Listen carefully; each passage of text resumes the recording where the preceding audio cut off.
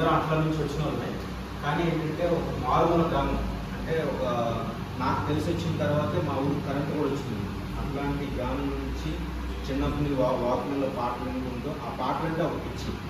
ఒక 8th class వరకు కూడా నాకు ఏంటంటే పాటలు నేర్చుకోవడానికి సంగీతం అనేది అవసరం అనే విషయం నాకు తెలియదు. ఒకసారి నా గొంతు విని మీకు అసలు సంగీతం టచ్ ఉందా అని అడిగి లేదు సార్ అంటే సంగీతం నేర్చుకో ఎప్పుడైనా బాగుంటుందంటే, కానీ మనకున్న పరిస్థితులకి అప్పుడున్న స్థితిగతులకి నాకు అది సాధ్యం కాలేదు.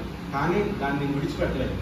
అంటే పాడుకుంటూ గొప్పన సందర్భంలో ఇంటర్మీడియట్ ఆ స్టేజ్ వచ్చేసరికి అలా రాయడం మొదలైంది. అమ్మిరెడ్డి సార్ ఒక ఎస్పీ సార్ ఉండేటప్పుడు అమరవీరుల దినోత్సవంతో పాట అయింది. ఆ పాట ఇచ్చినాక ఏంటంటే రమేష్ సార్ అది విని, అసలు రమేష్ సార్ నాకు తెలుసు రమేష్ సార్, కానీ నేను రమేష్ సార్కి తెలియదు. ఎందుకంటే ఆ డిపార్ట్మెంట్ వల్ల అదే డిపార్ట్మెంట్లో మా మాయగారు ఉన్నారు.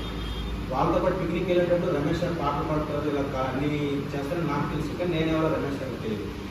ఆ రమేష్ సార్ ఏంటంటే అప్పుడు నేను రాసిన తర్వాత నా నెంబర్ ఎట్లయినా కొనుక్కోవాలి అని కొనుక్కొని మళ్ళీ మనం ఎవరు అడగకుండానే దాంట్లో అప్రిషియేషన్ సర్టిఫికేట్ ఇప్పించి అప్పటి నుంచి నా ఫిల్మ్ ప్యాషన్ గ్రూప్ అందరినీ పరిచయం చేసి ఈరోజు మీ ముందు నేను మీ అందరికీ ఒక పరిచయస్తుగా మాట్లాడాలనుకుంటుంటే అది రమేష్ సార్ ఆ వల్ల నాకు అవకాశం వచ్చింది. ఈ నాన్న సంఘాలు అంటే ఎప్పటి నుంచో మనం అనుకుంటాం నాన్న గురించి రాయాలి, అమ్మ గురించి రాయాలి, కానీ దానికి కాన్సెప్ట్ మీద రావాలి, మైండ్లో వెళ్ళిపోతుంది. అప్పుడు కరెక్ట్ కాన్సెప్ట్ వచ్చి అనిపించుకున్నాను. రవి సార్ నాకు ఎక్స్ప్లెయిన్ చేసినట్టు తట్టు ఏంటంటే ఎక్స్ప్లెయిన్ చేసిన తర్వాత సార్ నాకు చూడడం ఇవ్వలేదు, మీరు ఎట్లయితే అలా రాయండి సార్. రమేష్ సార్ ఆల్రెడీ చెప్పారంట, మీరు ఏం అవసరం లేదండి, మీరు కాన్సెప్ట్ మాత్రం చెప్పండి, ట్యూను అన్నీ ఆయనే చేసి చేస్తారు, మీకు ఏం ప్రాబ్లం లేదని చెప్పిన తర్వాత నాకు రవి సార్ ఎలా కావాలి సార్ అంటే దానికి ఒక రిఫరెన్స్ ఒక సాంగ్ ఇచ్చారు. ఓకే సార్ ఇలా కావాలి అంటే ఫోక్ కమ్ వెస్ట్రన్ మిక్స్ చేసి కావాలని నాకు అర్థమయ్యి నేను పాట ఇచ్చిన వెంటనే సింగిల్ సిటీలో ఓకే అయిపోయింది సాంగ్. అంటే మరి ఎక్కడ కూడా కరెక్షన్స్ రాలేదు. ఇంకా నేను ఎక్కేంటే 1-2 చోట్ల ఆర్డర్ సెట్ అవ్వక నేను మార్చుకున్నాను తప్ప అదేంటంటే ఆ ఎంకరేజ్మెంట్ తర్వాత టీం అందరికీ పరిచయం. సాయి సుధాకర్ సార్ కానీ, బాబురావు సార్ కానీ, అక్కడ కూర్చున్న కేజీఆర్ గారు కానీ, తర్వాత ఈ అందరి టీం కానీ నాకు ఎంకరేజ్ చేస్తూ ఇంతవరకు తీసుకొచ్చారు.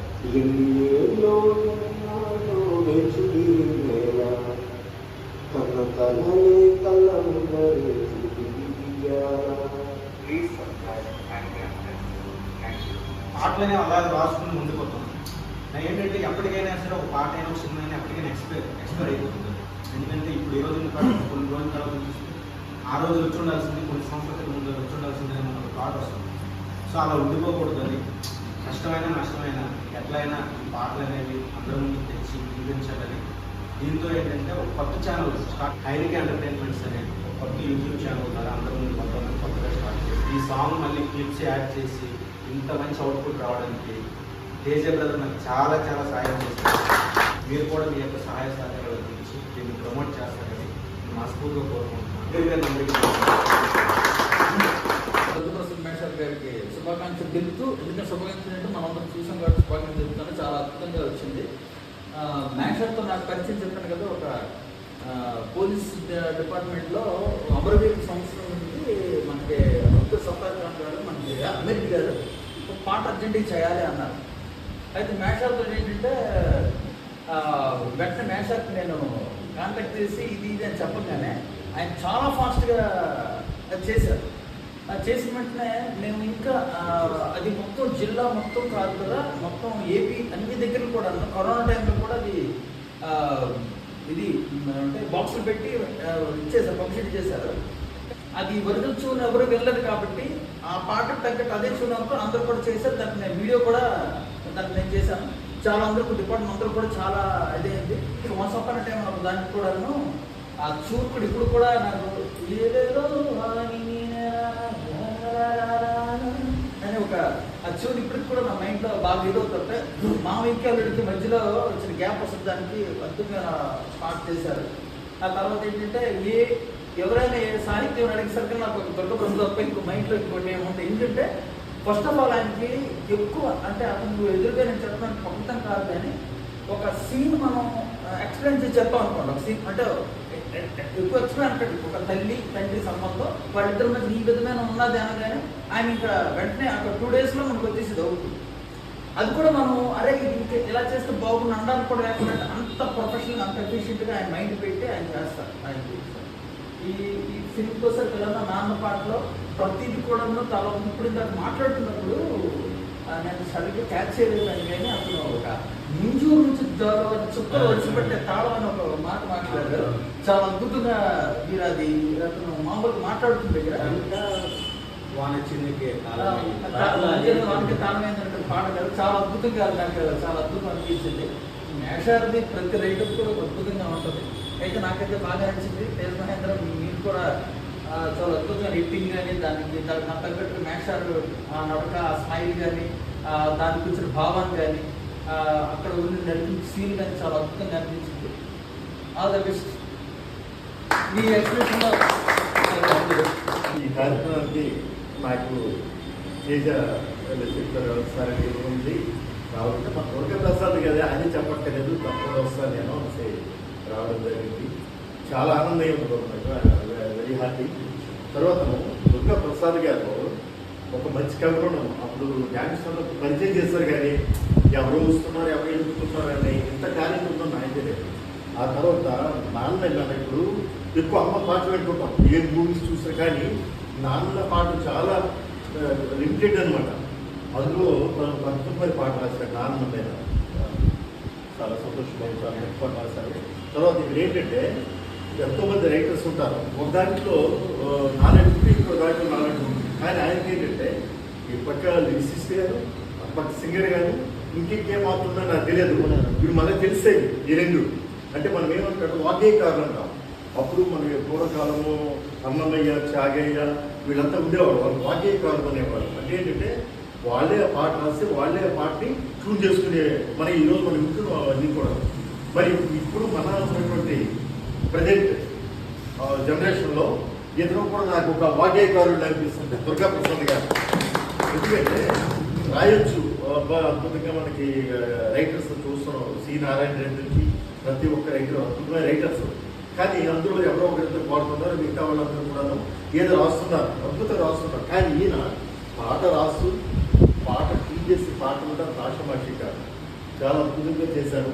మరి ఇక్కడ మరి మన వాళ్ళతో మాట్లాడతారు, ఆయన యూట్యూబ్ ఛానల్ ప్రమోట్ చేయాలని అలాగే సబ్స్క్రైబ్ చేయాలని కోరుతూ థ్యాంక్ యూ. ఈ సాంగ్ యాక్చువల్గా వేరే రిలీజ్ చేద్దామని ప్లాన్. అంత బాగా వచ్చింది, లిరిక్స్ అవి బాగున్నాయి కాబట్టి దాన్ని అప్పటి నుంచి మనం అనుకుంటున్నాడు ఏదో ఒక రకంగా రిలీజ్ చేయాలని ప్రయత్నిస్తూనే ఉన్నాడు. ఆఖరికి ఈ విధంగా ఫైనల్ అవుట్పుట్ వచ్చింది. మొత్తం మీద సాధించగలిగారు ఏదైనా అనుకున్నారు. సాంగ్ అయితే బయటికి వచ్చింది, చాలా బాగుంది. ఎక్స్ప్రెషన్స్ అవి కూడా చాలా బాగున్నాయి పాటకి తగ్గట్టుగా. నాన్న సాంగ్ అంటే నాకు యాక్చువల్గా సెంటిమెంట్ అంటే కొంచెం ఎక్కువ ఇంట్రెస్ట్ కాబట్టి సాంగ్ పరంగా ఓకే. మీ గురించి ఇంక చెప్పాలంటే అక్కడ నుంచి మన జర్నీ స్టార్ట్ అయింది. మీరు అంచెలంచెలకి మీరు ఎందాక అన్నట్టు ఆ దీపం అన్నారు కదా, ఆ దీపం మీరే. ఎందుకంటే ఆర్టిస్టుల కన్నా ఈ రైటర్లకి సింగర్స్కి ఎక్కువ అభివృద్ధి వేగంగా ఉంటుంది గ్రోత్. అలాగే మీరు అందరినీ కలుపుకొని ఇప్పుడు మీరే ఆ దీపం అయి మా అందరికీ దారి చూపిస్తారని, దారి చూపించాలని మనస్ఫూర్తిగా కోరుకుంటూ థ్యాంక్ యూ అనండి. Thank you. నాకు లైఫ్ టైం ఇచ్చినది. యాక్చువల్లీ మీ అందరికీ తెలుసు డైరెక్టర్ అని, నేను యాక్చువల్ సింగర్ని. నాకు సింగింగ్ అంటే చాలా ఇష్టం, సాంగ్స్ అంటే కూడా చాలా ఇష్టం. బట్ ఈ విషయం ఎవరికి తెలియదు. ఈ సాంగ్ అంటే చాలా స్పెషల్. యాక్చువల్లీ మన రమేష్ సార్ కానీ, బాబు రమేష్ సార్ కానీ, సాయి సార్ వీళ్ళందరూ టాప్ యాక్టర్స్. అంటే నేను ఎటువంటి నాలెడ్జ్ లేని వాళ్ళని తీసుకొచ్చి యాక్టింగ్ చేయించుకోవాలి, ఎందుకంటే సినిమా రావాలని చెప్పి. ఆ రోజు రాత్రి సార్ 1:30 అవుతుంది, ఒక షాట్ అవుతుంది. ఈ పాటలో చూసారు నాన్న చంపే క్యాటర్ ఉంది, వర్షం పడుతుంది. ఆ షాట్లో కెమెరా పట్టున్నాడు, నా కంట్లో నీరు దొరుకుతుంది. కారణం ఏంటి అంటే ఇలాంటి యాక్టర్స్తో నేను యాక్టింగ్ చేయించుకుంటాను నా జీవితంలో ఇప్పుడు ఇంకా ఎక్స్పెక్ట్ చేసేసి. నిజంగా ఆ రోజు నాకు చాలా ప్రాబ్లం ఏంటి, ఆ రోజు రమేష్ సార్ కూడా చెప్పారు. ఈ సాంగ్ అంటే మా అమ్మగారికి చాలా ఇష్టం సార్. అంటే మా అమ్మగారికి మా నాన్నగారికి చాలా ఇష్టం, వాళ్ళ నాన్నగారికి చాలా ఇష్టం, చనిపోయారు. సో ఈ సాంగ్ ఏంటంటే నాకు 2 days ముందు వచ్చింది, దీన్ని షూట్ చేయలేదు. సో నేను నాకు ఒక పిచ్ ఏంటంటే ఒక సాంగ్ 10 సార్లు వింటాను, అందులో ఇన్వాల్వ్ అవ్వాలని చెప్పి. ఆ పాట వింటుంటే మా అమ్మకి నచ్చింది. మా అమ్మకి నచ్చితే ఎవరు నాన్న పాట అంటే ఈ సాంగ్ అని చెప్పి మా అమ్మ ఫస్ట్ టైం సార్ ఒక నాన్న సాంగ్ ఇది వినడం మా అమ్మ చాలా ఎమోషన్ అయింది. సో ఇంత చేసిన ఎఫర్ట్ మాత్రం ఖచ్చితంగా దుర్గా సార్ చేశారు. నిజంగా చెప్తున్నాను, అలాంటి సాంగ్ కానీ అలాంటి ఒక డైరెక్షన్ కానీ ఇచ్చింది మాత్రం వాళ్ళు ఇద్దరే సార్ ఎప్పుడూ జీవితంలో గుర్తుంటుకుంటారు. ఇతనికి ఏదో ఒకటి చేయాలి నా తరపున, నేనే ఏం చేయాలనుకుంటే ఈ సాంగ్ని చెప్పారు బ్రో, ఇలా మనం ఛానల్లో క్రియేట్ చేద్దాం. నెక్స్ట్ వచ్చేసరికి రేపల్లి సార్, రేపల్లి మీ మూవీ చూస్తుంటారు. అందులో ఒక టీచర్ క్యారెక్టర్ ఇన్స్పైర్ రాసింది ఇతను చూసేసారు. ఇతను చూసి, ఎందుకంటే ఇతను ఓన్లీ మీకు సింగర్ వరకే తెలుసు సార్. ఈ రోజుల్లో గవర్నమెంట్ స్కూల్లో ఒక స్టూడెంట్కి ఎలా ఎడ్యుకేషన్ ఇవ్వాలి, నాలెడ్జ్ ఎలా నేర్పించాలి అని కొత్తదనంతో చెప్తున్నారు సార్. నిజంగా దీనికి చాలా అప్రిషియేట్ అవుతుంది ఇతను నిజంగా సార్. నిజంగా అప్రిషియేట్. నా రేపల్లె మూవీకి 100% ఇన్స్పిరేషన్ ఇతనే సార్. ఇతను ఇన్స్పిరేషన్ తీసుకుని ఆ సినిమా నేను చేశాను. నిజంగా ఒక స్టూడెంట్ అంటే మీరు ఎప్పుడైనా అయితే రేపులో మూవీ చూడండి సార్. ఒక గవర్నమెంట్ స్కూల్ గవర్నమెంట్ స్కూల్ని ఎలా తెరిపించాలని సినిమా కావాల్సింది సార్. అది మన యాక్టర్స్ చేశారు, పేరు వచ్చింది యాక్టర్స్ వల్ల. మీ అందరికీ అది బిగ్ బ్లాస్ట్ అని చెప్తున్నాను. ఇంకొక 6 నెలల్లో మన ఓటీటీకి మూవీ చేయబోతున్నాం. ఓటీటీ మూవీ చేయబోతున్నాం. అది మనమే వచ్చింది. 3 సాంగ్లు ఉన్నాయి సార్. మీకు అప్పుడు డిసప్పాయింట్ చేయించాను, ఈసారి మాత్రం డిసప్పాయింటింగ్ చేయించడం మీకు ఖచ్చితంగా చెప్తున్నాను. ఈసారి అందరికీ ఒక బెస్ట్ అవుతుందని చెప్పి నేను అనుకుంటున్నాను. ఫిబ్రవరి వరకు వెయిట్ చేద్దాం, షూట్ చేద్దాం, రిలీజ్ చేద్దాం. Thank you so much. Invite చేసిన అలాగే ఇక్కడ ఉన్న ఆర్టిస్ట్ అందరికీ కూడా థ్యాంక్స్ చెప్పుకుంటాను. Congratulations sir. బేసిక్లీ నేను లిరిక్ రైటర్ అండి. నా పేరు శ్రీకర్. ఎంపీ ఫిల్మ్ ఆఫీస్లో ఇక్కడ ఇన్ఛార్జ్. రీసెంట్లీ సంతపాట రాశాను. ఒక 1 లక్ష రూపాయలు చేశాను. ఆ ఛాన్స్ దొరికింది ఫిల్మ్ ఆఫీస్కి వచ్చిన తర్వాత. ఇంకా ప్రసాద్ గారు చాలా మంచి పాట అలా రాశానండి. ప్రసాద్ గారు ఏ పాట రాసిన మీ అందరికంటే ఎక్కువ చిన్నప్పుడు టాలెంట్. నేను డిగ్రీ అనుకుంటాను. ఫస్ట్ ఇయర్ రాసినప్పుడు మా అన్నయ్య ఇప్పుడు రైట్ చేస్తున్నప్పుడు కొన్ని పాటలు రాశాడు. తను ఓన్గా రాశాడు. కొన్ని పాటలు రాసినప్పుడు అది ఒక పేపర్ ఉండేది. నేను చూసి మామూలు సమర్పణగా మనకు చిన్న సెల్ ఉంది, మొబైల్ చిన్న ఉంది ఇంటర్ కూడా. ఆ సెల్లో మనం రికార్డ్ పెట్టుకునేవాడు, రికార్డ్ చేసుకునేవాడు అక్కడ పాడు. ఒకసారి నేను మామూలు చూశాను ఏటీ రికార్డ్ అని చెప్పేసి. అంటే నేను వేరే నాకు చూసి అలా చూశాను. రికార్డ్ చూసినప్పుడు పాటలు బాగుంటే తెలియకుండా ఎక్కించుకున్నాను. నా సెల్ గుడ్డు ధర ఎక్కించుకొని వినేవాడు ఎక్కువ. ఇలా ఇండియా సాంగ్ ఫస్ట్ ఇండియాలో రాస్తున్న సాంగ్ వచ్చింది. సాంగ్ పాటు ఇలా రాస్తున్నప్పుడు అప్పుడు చూపించింది ఆయన ఇలా వచ్చే సాంగ్ ఇలా ఉందని చెప్పి లోపల చెప్పినట్టు ఆయన రైట్ చేసినప్పుడు సాంగ్ యాక్చువల్గా ఇంత మనకి సోషల్ మీడియా లేదు సార్. ఇలాంటి పెద్దవాళ్ళు పెద్ద లేకుండా ఉంటుంది కానీ ఆ సాంగ్ చాలా బాగుంటుంది. కాబట్టి మేము షేర్ చేస్తాం అంటే చాలా బాగుంటుంది. ఆ సాంగ్ మనం సపోర్ట్ చేయలేదు. అంటే మా అన్న టైంలో సపోర్ట్ తక్కువైపోయింది. అండ్ మాకు కూడా ఫైనాన్స్ మా అన్న చెప్పినట్టు మాకు తెలుసుకున్నట్లే కరెంట్ వచ్చింది మరి. సో మాకు కూడా మా ఫాదర్ కూడా మా అమ్మ నాడు మా ఫాదర్స్ కూడా మా సపోర్ట్ లేకపోయింది. సపోర్ట్ లేకపోవడం వల్ల మా అన్న ఏంటంటే ఎదిగే భర్తని చాలా స్లోగా అయిపోయింది. ఇలాంటి పరిచయం అయ్యే వరకు సార్ మా అన్నయ్య అంత బయట నేను కూడా రాలేదు. మీకు చెప్పాలంటే కరోనా టైంలో షార్ట్ ఫిల్మ్ తీసారు సార్. మా అన్నయ్య నన్ను మొత్తం మా అన్నయ్య సర్వస్వం. అంటే అలాంటి చూసే చూడలేదు కానీ మా ఊరు రామాయణ కాంపినెంట్ అని నెక్స్ట్ మా దేశం నరసరి చెప్పి తీసారు సార్.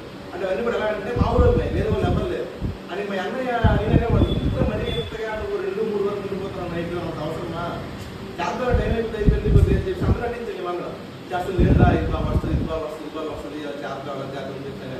మీ అన్నయ్య సాంగ్ వస్తే నీకు బాగానే ఉంది. మీ యాక్టింగ్ కూడా అక్కడ ఒక ఎక్స్పీరియన్స్ ఇస్తారు. అంటే ఇలా కొలుచుకుని వైపు చూస్తూ ఇస్తారు. అక్కడ చూస్తున్నప్పుడు ఎక్స్పీరియన్స్ చాలాసార్లు నా మొబైల్ అక్కడ దాగిపోయింది కళ్ళు చూపిస్తాను. ఎక్స్పీరియన్స్ ఎపిసోడ్ చూసేవాడు చాలా సార్లు కరెక్ట్ తగ్గదు. మీటింగ్ అంటే మన ఈ 10,000 మంది కాకుండా నెక్స్ట్ మీటింగ్ పెద్దగా జరగాలి అనేసి మనస్ఫూర్తి కోరుకుంటూ మీ అందరికీ నా అమ్మాయికి అందరూ కూడా కొద్దిగా చెప్పాలంటే బ్రదర్కి కంగ్రాచులేషన్ ఆఫీసర్స్. ఎందుకంటే ఈ సాంగ్ చూసిన తర్వాత ఫస్ట్ ఆఫ్ ఆల్ నాకు గుర్తుకొచ్చింది ఏంటంటే మా నాన్నగారే. నేను నాకు 11-12 సంవత్సరాలు ఉన్నప్పుడు మా నాన్నగారు చనిపోయారు.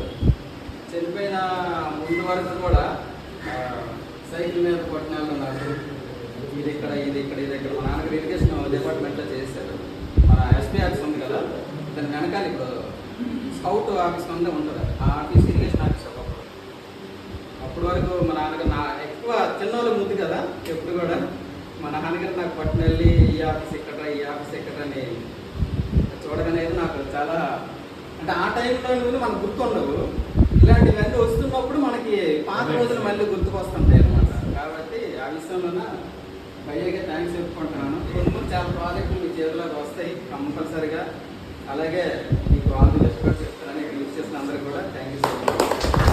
సాంగ్ బాగా రాశారు. మీరు రాసి మీరు పాడగా రాసి పాడి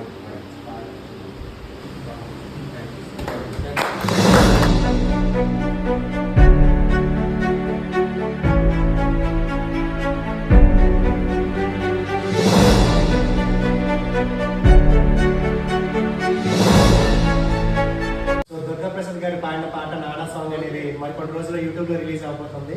సో సో మీరు అందరూ చూసి షేర్ చేసి వాచ్ చేసి సబ్స్క్రైబ్ చేయాలని మనస్ఫూర్తిగా కోరుకుంటాం. Thank you. హైనిక ఎంటర్టైన్మెంట్స్ లో నాన్న సాంగ్ అతి త్వరలో యూట్యూబ్ లో రిలీజ్ అవబోతుంది. మీ అందరూ చూసి ఆదరిస్తారని మనస్ఫూర్తి కోరుతున్నాము. నాన్న ప్రేమ గురించి చాలా అద్భుతమైన సాహిత్యం ఇందులో రైటర్ దుర్గాప్రసాద్ గారు అతనే స్వరపరిచి రచించి గానం కూడా చేశారు. మీ అందరూ ఈ సాంగ్ చూసి ఆదరించి యూట్యూబ్ ఛానల్ సబ్స్క్రైబ్ చేస్తారని మనస్ఫూర్తిగా కోరుతున్నాను. Please watch and subscribe Hainika entertainments.